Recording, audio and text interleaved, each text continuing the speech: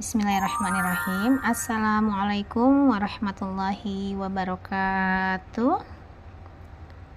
Apa kabar anak-anak semuanya yang soleh dan solehah? Semoga anak-anak sekalian selalu diberikan kesehatan dan keberkahan, juga kemudahan dalam mendapatkan ilmu yang bermanfaat. Amin amin ya robbal alamin. Anak-anak sekalian, sebelum kita mulai pertemuan kita kali ini, mari sama-sama kita membaca doa terlebih dahulu ya. Agar apa? Agar pembelajaran kita kali ini diberikan kemudahan oleh Allah Subhanahu wa taala. A'udzubillahi minasyaitonirrajim. Bismillahirrahmanirrahim. Rabbi zidni ilma warzuqni fahma birahmatika ya arhamar rahimin. Amin. Anak-anak, pertemuan kita kali ini akan membahas tentang materi kelas 4 di bab 2, yaitu teladan mulia Asmaul Husna. Perlu anak-anak ketahui, tujuan pembelajaran kita adalah satu, agar kita dapat memahami apa itu Asmaul Husna, kemudian dapat mengamalkan sifat-sifat yang sesuai dengan teladan mulia Asmaul Husna dalam kehidupan sehari-hari. Baik anak-anak, kita mulai saja ya pembelajaran kita. Dalil tentang Asmaul Husna Allah sampaikan di dalam Quran surat Al-A'raf ayat 180 yang berbunyi, A'udzubillahi minasyaitonirrajim. Bismillahirrahmanirrahim. Walillahil asmaul husna fad'uhu biha wa zarul ladzina yalhiduna fi asma'ih sayujzauna ma kanu ya'malun. Sadaqallahul azim. Artinya, hanya milik Allah Asmaul Husna, maka bermohonlah kepadanya dengan menyebut Asmaul Husna itu, dan tinggalkanlah orang-orang yang menyimpang dari kebenaran dalam menyebut nama-namanya. Nanti mereka akan mendapat balasan terhadap apa yang telah mereka kerjakan. Anak-anak sekalian, ini adalah firman Allah yang berisi perintah agar kita hanya memohon kepada Allah. Agar apa anak-anak? Agar kita dijauhkan dari perbuatan orang-orang yang menyimpang atau orang-orang yang lalai dari kebenaran, orang-orang yang mengingkari untuk menyebut nama-nama Allah, untuk melakukan kebaikan yang sesuai dengan perintah Allah. Nanti orang-orang tersebut yang lalai dari perintah Allah akan mendapatkan balasan terhadap apa yang telah mereka kerjakan. Anak-anak sekalian, apa itu Asmaul Husna? Baik, kita akan bahas ya. Asmaul Husna artinya nama-nama yang baik dan indah bagi Allah Subhanahu wa taala. Jumlahnya ada 99. Dari ke-99 tersebut, nanti kita akan bahas 5 bagian dari Asmaul Husna tersebut ya. 5 diantaranya maksud ibu. Kita akan membahas 5 diantaranya bagian dari Asmaul Husna tersebut. Allah memiliki nama-nama yang agung dan indah ya. Jadi ingat ya anak-anak, nama-nama tersebut ya dikenal dengan Asmaul Husna. Bagaimana cara kita mengenal Allah? Dapat dilakukan dengan mengenal dan memahaminya. Dengan cara apa? Dengan cara membaca Asmaul Husna atau dengan cara mengamalkannya dalam kehidupan sehari-hari. 1. Al-Malik. Al-Malik artinya Allah Maha Merajai, penguasa atas semua makhluknya. Allah sendiri yang mengatur segala urusan makhluk karena hanya Allah yang Maha Kaya dan Maha Pemberi rezeki. Di sini maksudnya adalah Al-Malik, Allah Maha Merajai. Allah lah penguasa segala alam semesta beserta isinya. Allah lah yang mengatur segala penciptaan yang ada di muka bumi ini, dan Allah lah yang memberikan segala rezeki yang selama ini kita nikmati. Anak-anak, Allah Maha Merajai di sini maksudnya Allah yang mengatur segala urusan makhluk yang Allah ciptakan. Allah menciptakan makhluk, ada yang terlihat dan ada yang tidak terlihat atau disebut dengan makhluk gaib. Makhluk yang terlihat misalnya manusia, tumbuhan, hewan, dan lain-lain. Yang tidak terlihat atau gaib, contohnya misalnya malaikat, jin, setan, iblis, dan lainnya. Tapi semua itu ada, mereka ada anak-anak, karena mereka itu juga ciptaan Allah Subhanahu wa Ta'ala. Makhluk yang Allah ciptakan itu pasti memiliki rezeki masing-masing dan memiliki tugas masing-masing. Adanya langit dan bumi, adanya pergantian pagi, siang, dan malam, adanya yang hidup dan mati, itu adalah bukti bahwa Allah itu ada. Itu semuanya Allah anak-anak yang mengatur tanpa campur tangan siapapun. Termasuk rezeki yang kita nikmati. Rezeki itu banyak bentuknya. Ada rezeki yang bentuknya iman. Apa itu rezeki iman?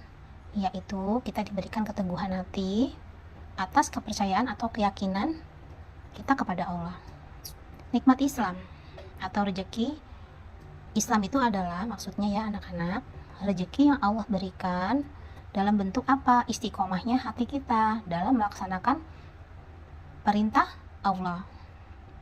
Kemudian nikmat kesehatan, rezeki kesehatan. Rezeki kesehatan itu sangat mahal sekali anak-anak harganya. Bayangkan, bila kita sakit pilek aja, pasti hidung kita ini sulit sekali untuk bernapas. Nah, kita baru menyadari bahwa itu adalah nikmat yang sangat mahal dari Allah Subhanahu wa Ta'ala bila kita sudah merasakan kehilangan. Oke, berikutnya, Allah mengampuni dosa, menghilangkan kesusahan, menolong orang-orang yang dizalimi, ya, membalas orang yang zalim. Nah, di sini mengampuni dosa. Karena Allah itu Maha Kuasa. Allah itu berhak anak-anak mengampuni dosa siapapun yang Allah kehendaki, asalkan dia benar-benar taubatan nasuha. Apa itu taubatan nasuha? Yaitu mohon ampun yang sebenar-benarnya dengan tidak mengulangi kesalahan yang sama. Kemudian menghilangkan kesusahan atau kesulitan orang lain. Contoh misalnya kita sakit.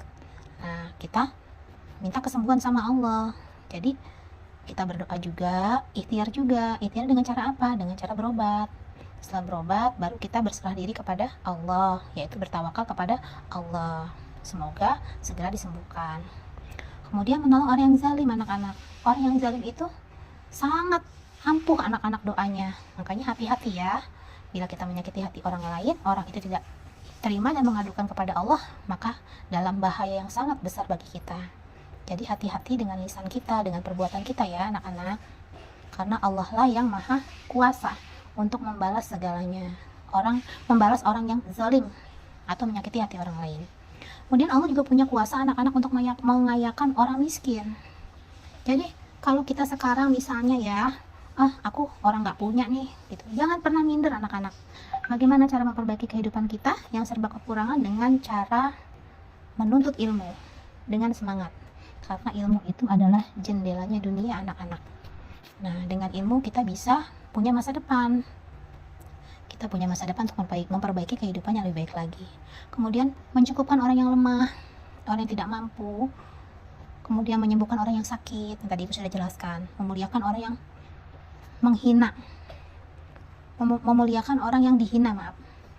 Kemudian mengabulkan doa-doa. Nah, doa itu bisa dikabulkan atas izin Allah anak-anak, ya.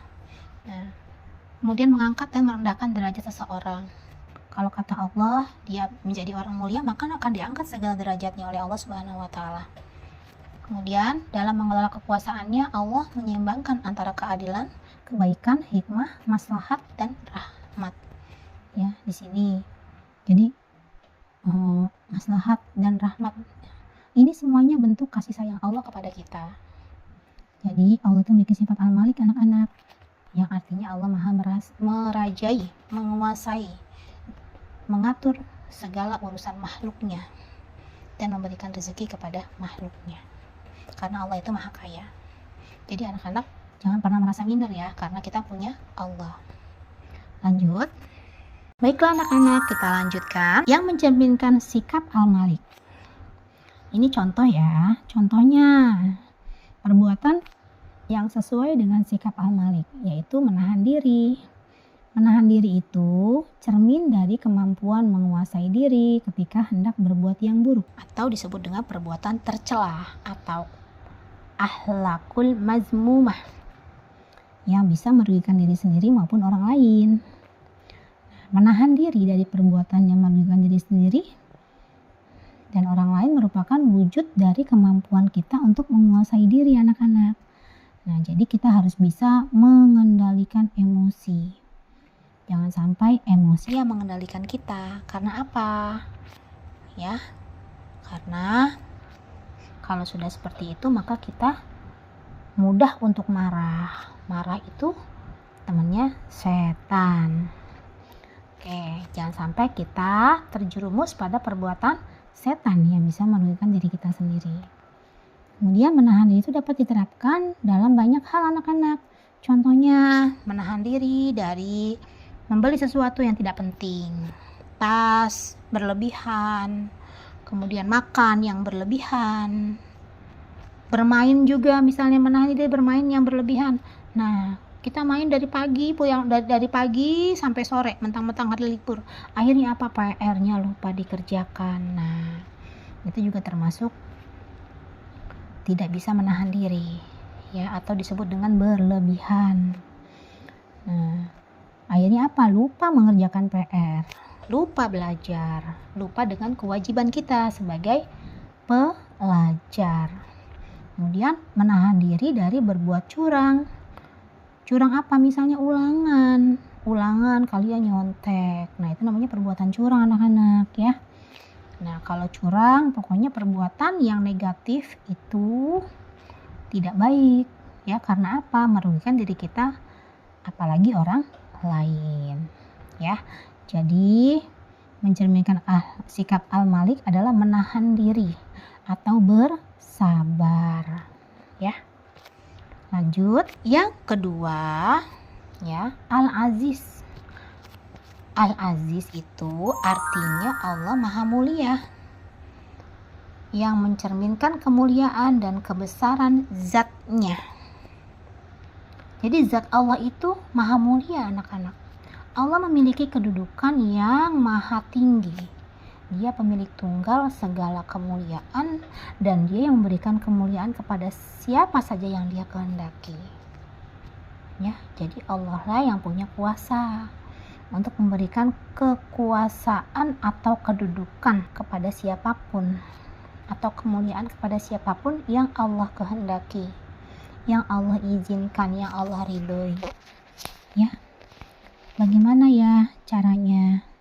Kita harus menjaga kemuliaan dan kehormatan dengan cara mentaati segala perintahnya dan menjauhi diri dari perbuatan dosa. Mentaati segala perintahnya yaitu dengan cara menjalankan segala ibadah yang Allah perintahkan, menjalankan segala perbuatan terpuji yang Allah perintahkan dengan tepat waktu, ya, misalnya menjalankan sholat dengan tepat waktu, berbuat baik kepada orang lain, atau berbuat amal sholih, yang mendatangkan kebaikan buat diri kita maupun bagi orang lain, dan menjauhkan diri kita dari perbuatan dosa.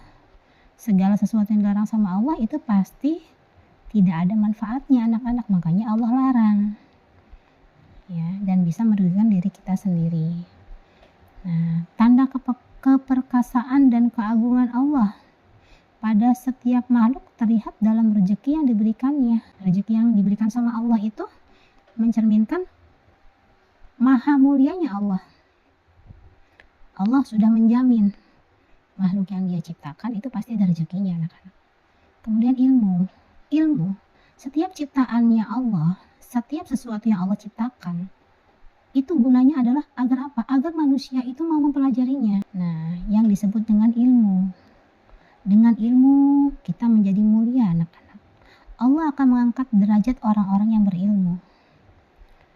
Nah, kemudian caranya bagaimana kita mendapatkan ilmu? Dengan cara belajar dengan sungguh-sungguh, pantang menyerah. Kalau gagal, coba lagi, terus coba lagi sampai kita menemukan keberhasilan.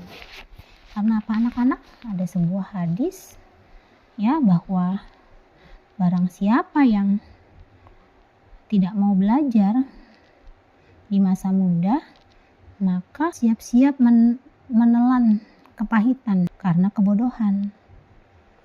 Jadi kalau kita itu malas belajar, maka diri kita akan menjadi orang yang merugi, anak-anak. Karena gelap. Ilmu itu ibaratnya cahaya buat kehidupan kita. Lanjut ya, hikmah dan juga pada setiap rahmatnya. Jadi hikmah ini adalah kelebihan yang Allah berikan kepada siapapun yang Allah kehendaki. Ya. Jadi setiap apa yang Allah ciptakan itu pasti memiliki rezeki, dan setiap yang Allah ciptakan itu pasti memiliki manfaat bagi makhluknya. Misalnya ilmu, anak-anak, ilmu untuk dipelajari.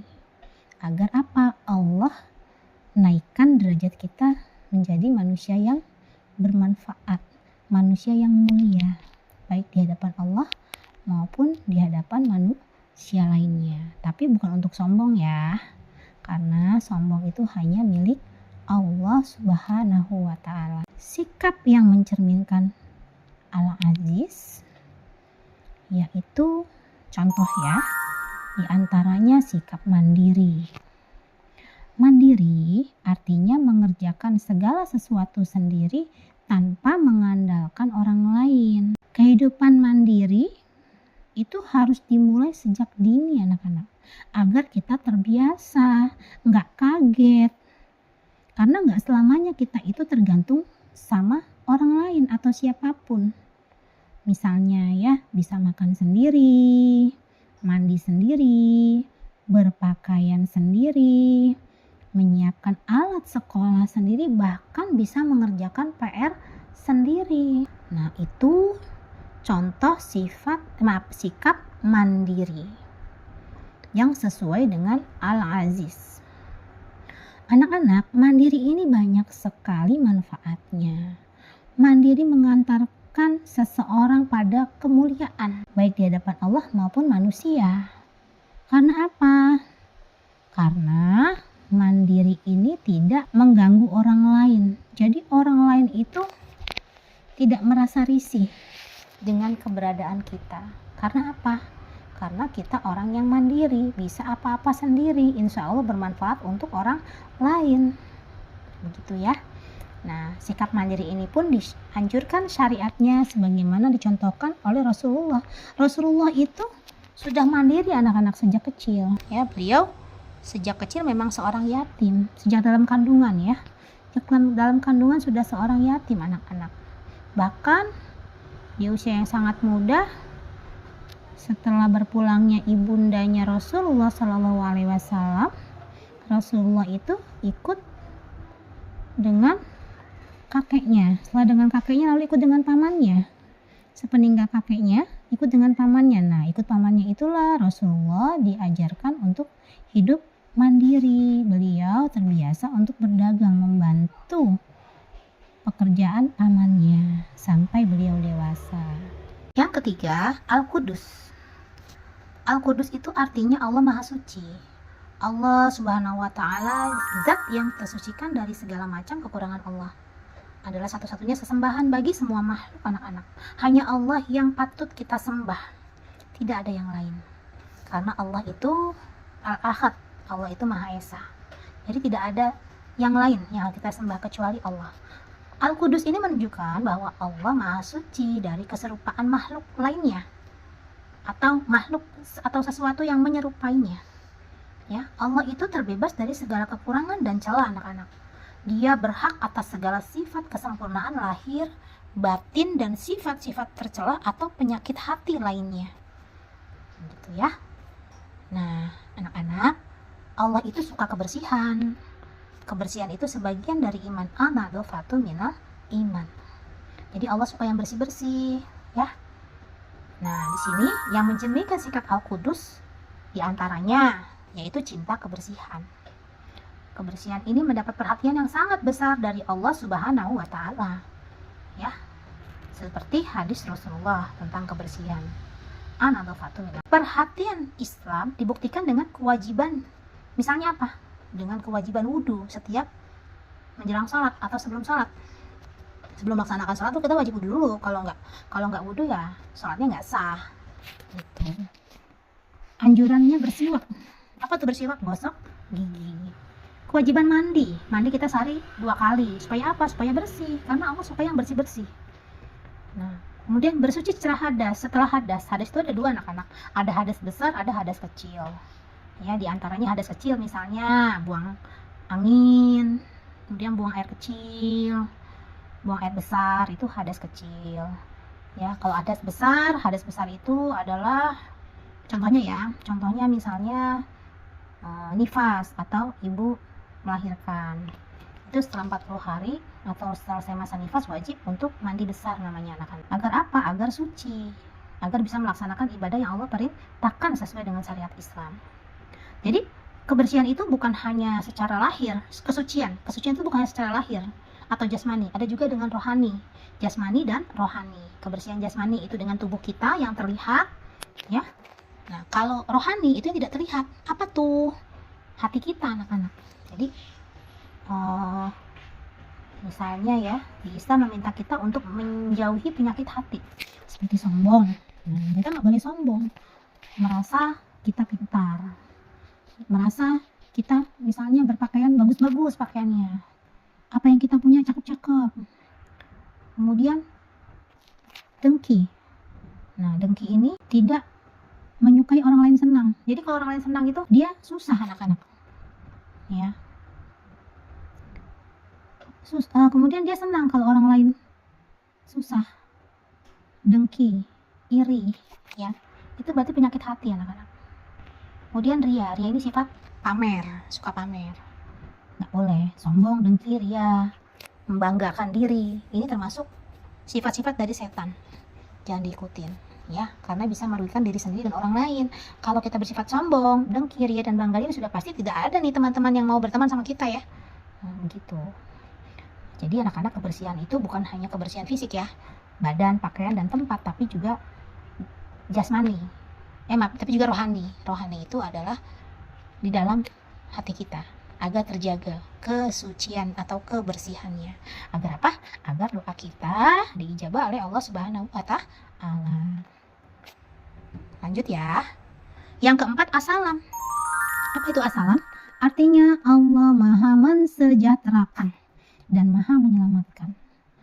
Jadi makna yang terkandung dalam Asmaul Husna ini adalah Allah itu, ya, penyelamat, Maha penyelamat dari segala aib maupun kekurangan, ya, karena kesempurnaan itu hanya milik Allah, anak-anak. Manusia itu tempatnya lupa, tempatnya hilaf, tapi juga Allah memberikan ampunan, ya, sifat dan perbuatannya. Jadi Allah itu sangat sempurna, tidak memiliki kekurangan secara zat, sifat, dan perbuatannya, anak-anak, ya.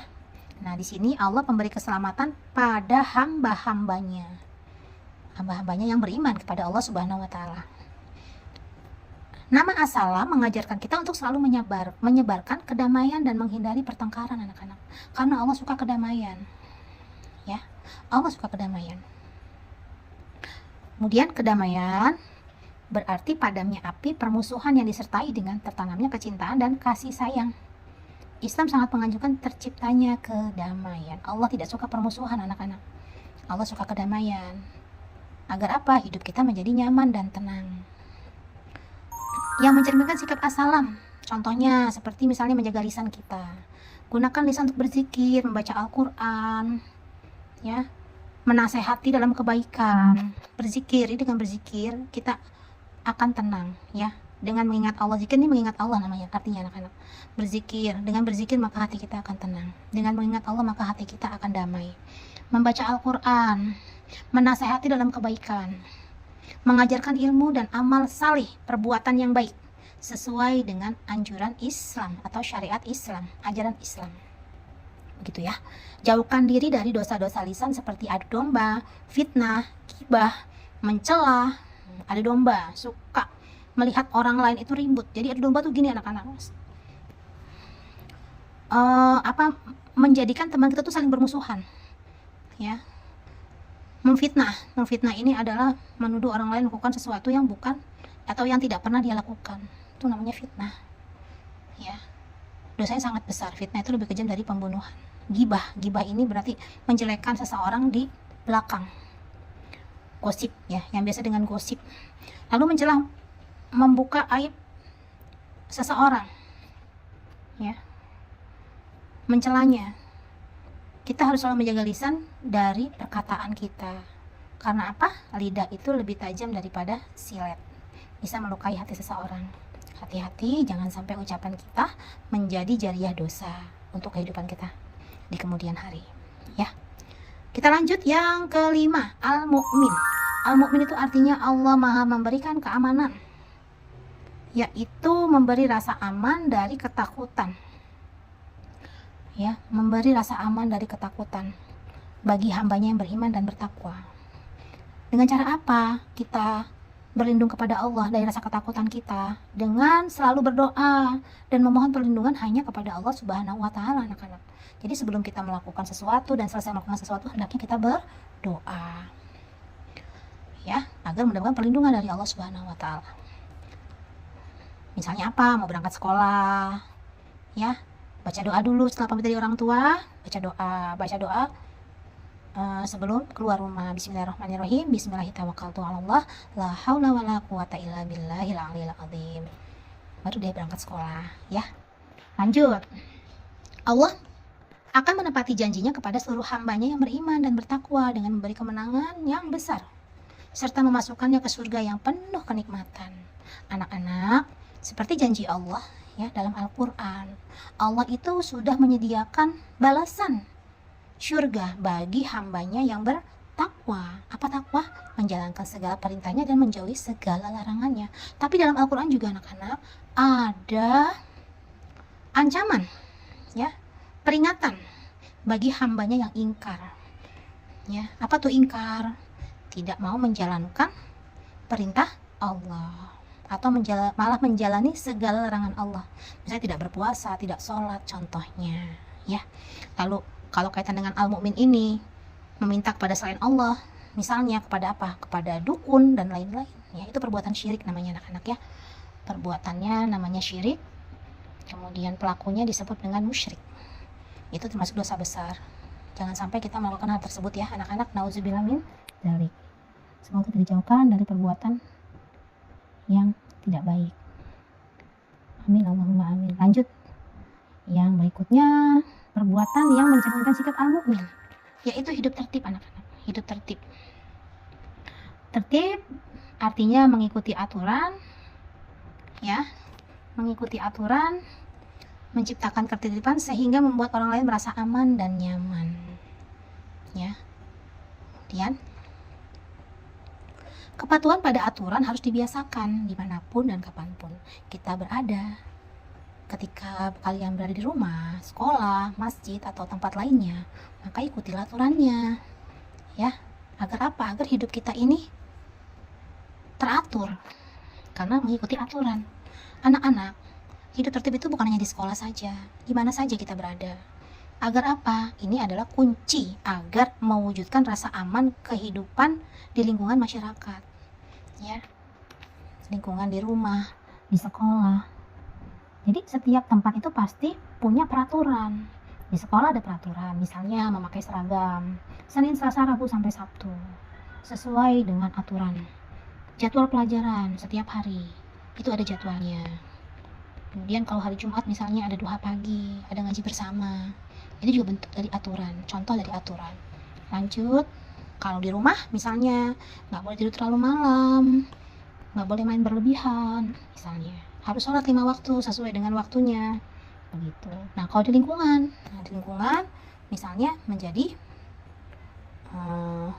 warga yang baik, yang tidak mengganggu tetangganya, sehingga tercipta lingkungan yang aman dan damai, ya, tidak membuat kerusuhan di masyarakat, tidak mengganggu milik orang lain misalnya, ya. Jadi belajar hidup tertib. Contoh apa tidak mengganggu, misalnya ya sudah jam 11 malam masih main di luar, teriak-teriak, itu namanya mengganggu orang lain, ya.